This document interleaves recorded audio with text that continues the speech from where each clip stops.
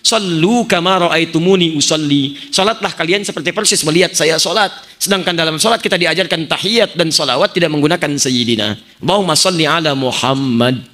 Saya cari kitab sampai ke toko buku di Lasem, saya dapatkan kitab teman-teman tuh yang tradisional. Saya temukan di bukunya tidak disebutkan inni wajahtu. Di kitab lengkapnya disebutkan wajahtu. Di sekolah dalam salat saya diajari salawatnya tidak pakai sayyidina. Di tempat ngaji saya diajari pakai sayyidina. Manakah yang betul Ustaz? Dalam salat iftitahnya ada yang pakai inni wajahtu, ada yang langsung wajahtu. Mana yang betul Ustaz? Baik, apakah inni wajahtu ataukah wajahtu atau yang tidak pakai wajah? Baik, mana di antaranya? Ini sebetulnya sudah pernah saya sampaikan di YouTube, bisa dilihat. Tentang masalah sayyidina itu dibagi pada dua bagian. Dua bagian di luar salat.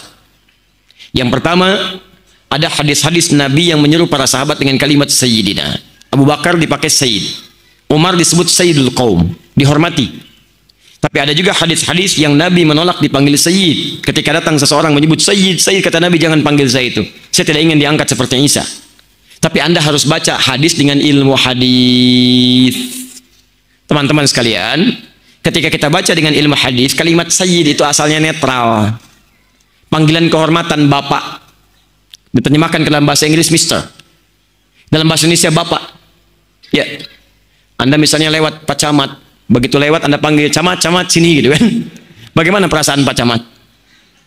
Baik, bupati lewat, begitu lewat, bupati, bupati sini. Masya Allah. Saya bukan bupati, saya papati. Masya Allah kan. Baik, ada kalimat-kalimat di situ.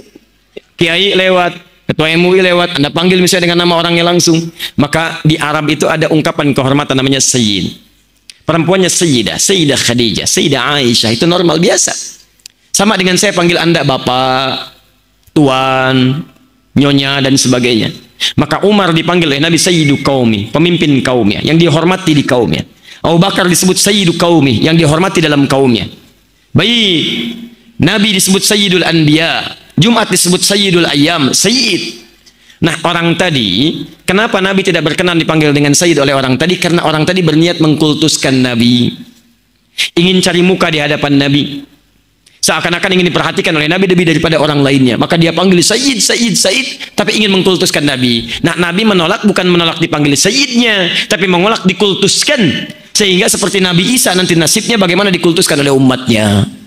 Jadi kalau Anda ingin memanggil kalimat sayyid dalam konteks untuk kehormatan, itu nggak ada masalah. Saya tinggal di Mekah, bolak-balik juga ke Madinah, beberapa tempat yang lain. Orang Madinah, orang Mekah biasa, Allahumma shalli ala sayyidina Muhammad. Itu biasa saja. Anda coba lihat di tulisan-tulisan di jalan, Allahumma shalli ala sayyidina Muhammad, biasa saja. Ya, tapi kalau Anda ingin mengkultuskan dengan menggunakan kalimat sayyid, itu yang dilarang. Sedangkan dalam sholat, kalau saya lebih pada pendapat tidak menggunakan kalimat sayyid dalam sholat. Karena kalimat sholat itu dengan bacaan dan gerakannya diikut dan diikat oleh hadis Al-Bukhari nomor hadis 651. Sallu kama ra'aitumuni usalli. Salatlah kalian seperti persis melihat saya salat. Sedangkan dalam salat kita diajarkan tahiyat dan salawat tidak menggunakan sayyidina. Allahumma shalli ala Muhammad. Maka saya pribadi mencukupkan pada kalimat Allahumma shalli ala Muhammad. Dan itu menurut saya lebih kuat. Karena salat itu mengacu pada kaidah ikuti apa yang diajarkan oleh Nabi. Kalau di luar sholat itu muamalah masih ringan di situ, masih ringan, tidak ada dalil kuat yang mengikatnya. Ketentuan dalam usul fikih, jika ada yang khusus maka khusus ini takhsis kepada yang ta'mim, yang umum ditaksis oleh yang khusus. Dalam sholat tidak ada kalimat sayyidina yang diajarkan oleh Nabi, maka dari situlah saya lebih cenderung kepada kalimat Allahumma shalli ala Muhammad tanpa sayyidina. Sepakat? Baik. Kalau Anda ingin sepakat silakan, kalau tidak ya mungkin cari dalil lain yang lebih menenangkan. Inni wajjahtu dan wajjahtu, dua-duanya ada. Yang wajjahtu tanpa ini di hadis Muslim nomor hadis 1848. Hadisnya dari sahabat Ali bin Abi Thalib radhiyallahu taala anhu. Yang pakai ini ada di Ibnu Majah nomor hadis 3221. Hadisnya dari Jabir bin Abdullah radhiyallahu taala anhu, tapi saya mau bacakan hadisnya. Yang tidak pakai ini berikut bunyi hadisnya. Sallaitu khalfa Rasulillah sallallahu alaihi wasallam fastaftaha wajjahtu wajhiya lilladzi fatara as-samawati wal ard, dan seterusnya hadis.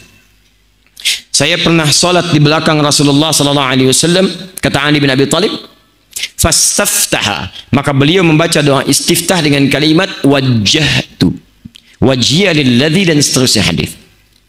Sedangkan yang pakai ini hadisnya dari Jabir bin Abdullah radhiyallahu taala anhu, beliau sampaikan qala ra'aitu Rasulullah sallallahu alaihi wasallam, saya sering kali melihat Rasulullah sallallahu alaihi wasallam hina yadhbah, setiap kali menyembelih hewan kurban, aqbala al-qiblah, menghadapkan hewannya ke arah kiblat, sunnah pertama. Nanti mohon maaf ya, kalau akan menyembelih hewan kurban, sunnah pertamanya hadapkan hewannya ke kiblat, jangan asal sembelih.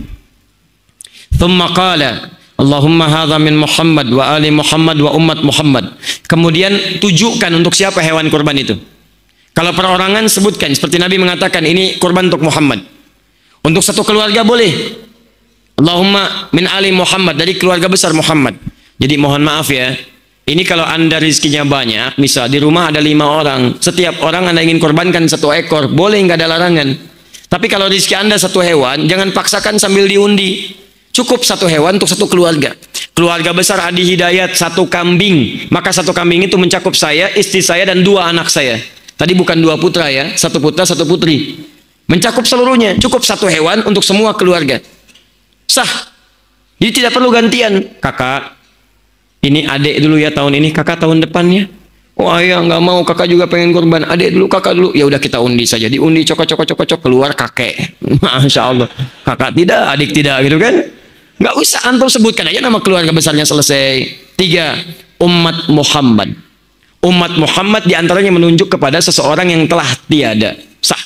Karena ketika Nabi menyebut umat, itu mencakup semua umat Nabi, baik yang masih hidup ataupun wafat. Dalilnya di situ menunjuk pada 2 bagian. Berkurban bagi yang tidak mampu, 1. Di anda kalau misalnya mampu, ada orang lain tidak mampu, boleh anda berikan hewannya, hadiahkan kepada orang itu untuk kurban dia, boleh. Seperti Nabi berkurban untuk umatnya. Yang kedua, kurban untuk orang yang sudah tidak ada, sah. Ulama sepakat di sini. Hanya Imam Asy-Syafi'i mengatakan diikat dengan syarat wasiat. Kalau ada wasiat lakukan, kalau tidak, tidak perlu dikerjakan. Tapi jumhur mengatakan tidak perlu ada wasiat karena hadisnya tidak menyebut wasiat. Sunnah yang selanjutnya, thumma qala bismillahi Allahu akbar. Sembelih ucapkan bismillahi Allahu akbar, baru sembelih. Dan ingat ya, kalimat sembelihannya itu seketika. Idza dzabhtum fa ahsinudz dzibha. Ketika anda akan sembelih, baguskan sembelihan. Dzabha seketika. Jadi bukan menggorok berkali-kali. Ya, ditolong dipelajari ya. Di begitu akan sembelih seketika, set sekali, sudah. Supaya tidak membuat hewannya merasa kesakitan. Jadi bukan berkali-kali begini. Ya, coba dipelajari itu ya, cari urat yang baik. Jadi begitu, kemudian anda sembelih seketika. Makanya kata Nabi, jika anda ingin menyembelih, tajamkan pisaunya, asah. Dan itu pun Masya Allah, saking kasihnya Nabi pada hewan, dikatakan jangan lakukan depan hewannya. Jadi kalau anda ingin mengasah pisau nanti saat kurban, jangan anda majukan hewannya, melihat pisaunya diasah. Kandidat selanjutnya, Masya Allah, sambil begini, sabar ya, sabar. Itu salah. 4, begitu selesai, anda menghadap kiblat. Lalu anda ucapkan, lihat kalimatnya, inni wajjahtu wajhiya lilladzi fataras samawati wal arda, dan seterusnya hadis. Sepanjang penelitian kami dari hadis-hadis yang ada dari sahih sampai dengan palsu, maaf, kalimat inni wajjahtu itu hanya disebutkan dalam 2 hal. 1 bagi yang selesai lontar jumrah menghadap ke kiblat, yang kedua bagi yang selesai menyembelih hewan kurban. Adapun dalam sholat yang kami temukan, kalimat wajah itu tidak menggunakan ini, tapi langsung wajah tu. Ustadz, apakah boleh menggunakan ini? Kalau kami pribadi berpendapat tidak perlu menggunakan ini, karena sekali lagi kalimat sholat itu diikat dengan petunjuk Nabi, sallu kama ra'aitumuni usolli. Kalaulah kalimat ini bisa digunakan, maka Nabi akan jadi orang pertama yang mempraktekannya. Kalimat ini dihadirkan karena kalimat Nabi Ibrahim pernah mengucapkan itu di Quran surah ke-6 ayat 76 sampai 80. Ketika beliau melihat matahari, melihat bulan, melihat bintang tidak menemukan Allah, maka beliau katakan inni wajjahtu. Tapi itu bukan dalam konteks sholat, dalam pencarian kepada Allah. Jelas ya? Maka kalau anda tanya mana yang paling kuat, saya pribadi berpendapat yang paling kuat yang tidak menggunakan ini. Saya pernah survei mencari kenapa ini pakai ini. Saya cari sampai saya mencari ke kitab-kitabnya teman-teman yang di NU. Saya sampai ke Jawa, Pak. Ya, Saya senang menelusuri sesuatu. Jadi kalau ada sesuatu tertulis, saya cari kalau masih bisa ditemukan. Saya lihat ada nasab, saya sampai pergi ke Aceh, ketemu ahli nasab. Saya cross check yang saya hafal ini, apakah ini benar? Beliau katakan, oh ini tidak tepat, yang benar yang ini, yang ini, yang ini. Sampai kita cross check lagi. Dikatakan ada bekas misalnya Wali Songo, saya cari. Oh di bukunya ada begini, kita temukan. Sampai jalan saya Pak. Sampai ke Tuban, sampai ke Lasem, naik ke Pasujudan Sunan Bonang. Sampai kita hitung berapa anak tangganya. Puncaknya namanya Pak Abdul Wahid, kuburannya ada di sini, kita temukan itu.